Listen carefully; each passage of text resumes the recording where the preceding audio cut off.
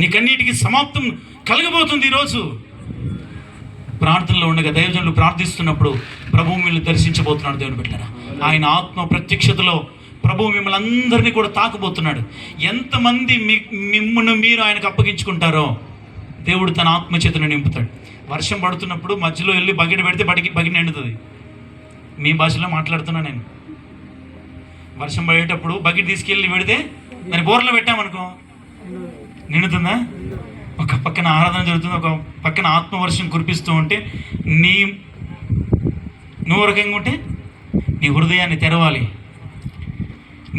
తెరవాలి. ఆయనకు నీవు అప్పగించుకోవాలి, సమర్పించుకోవాలి. ఆయనకు సమర్పించుకుంటే ఆయన నిన్ను తాకి నిన్ను పరిశుద్ధపరిచి నీ కొరకు సాక్షిగా నిలబెడతాడు. జన సమూహం మధ్యలో నుంచి 12 ఏళ్ల నుండి రక్తస్రావం కలిగినటువంటి ఆ స్త్రీని పిలిచినటువంటి దేవుడు ఈరోజు నిన్ను కూడా బయటకు పిలుస్తున్నాడు. సమాజంలో తలెత్తుకునేలాగా చేస్తాను నేను. ఇన్ని రోజులు తలదించుకున్నావేమో, సమాజంలో నీ అప్పుల్ని బట్టి తలదించుకున్నావేమో, నీ రోగాన్ని బట్టి తలదించుకున్నావేమో, సమాజంలో తలెత్తుకునేలాగా చేస్తాడు. నీ శత్రువు యొక్క దవడ పళ్ళు విరగొడతాడు ఆయన. హల్లెలూయా, హల్లెలూయా. నీ శత్రువులందరినీ కూడా నీ దగ్గరికి నడిపిస్తాడు, నీ కాళ్ళ దగ్గరికి.